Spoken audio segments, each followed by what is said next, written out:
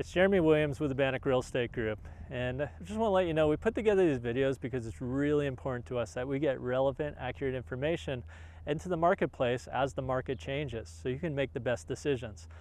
If you like the information we're providing, please subscribe. It makes a big difference for us. And then also, if you'd like to see a certain video about a certain topic, make a comment. We'd love to hear from you. With that, let's get into it.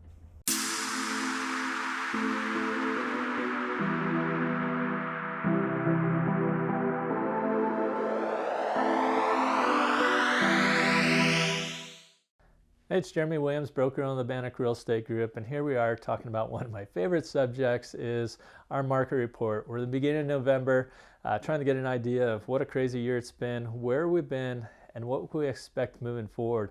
This is actually one of the most unique markets that I've seen in about the last 18 years that I've been in business because it's very much still a seller's market. In fact, our inventory, we have 2 months of inventory, which by anybody's standards would be considered a strong seller's market.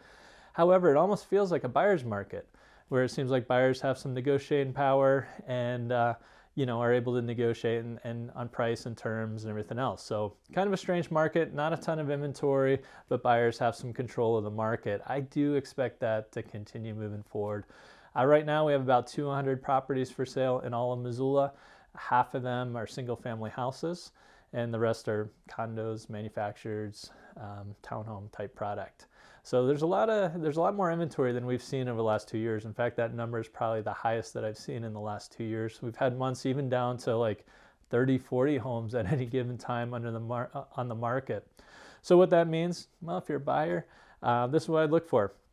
First, I'd say I'd look for, as we head into winter, sellers being a little bit more negotiable on the price and terms, being able to get a better property than we would have been able to in the last 2 years for a better price. And I think I really identified the next 7 to 8 months as probably the best time to make that happen if you're looking to buy.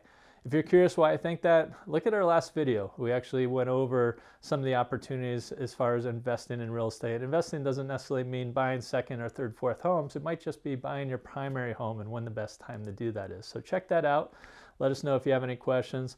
Of course, if you're a seller, for the last 2 months, we've seen average list to sales price be a little bit lower, under 100%, which is also something that's new for us for the last 2 years. So over the last 2 years, almost every month, we've seen a list to sales price over asking.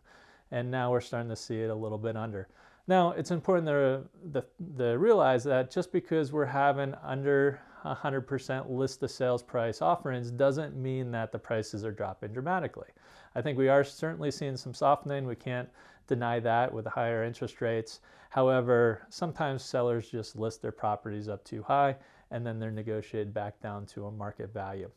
What this means is if you're a seller, there's some great opportunities to sell your property, but you definitely want to work with somebody's experience, somebody that knows how to negotiate every dollar for you, and someone that has a lot of experience setting those prices. Because if you're off in any of these areas, it can make a dramatic difference for your ability to get from one place to another. So if you have any questions, please reach out. You can reach us at 406-926-6767, and we look forward to talking to you soon.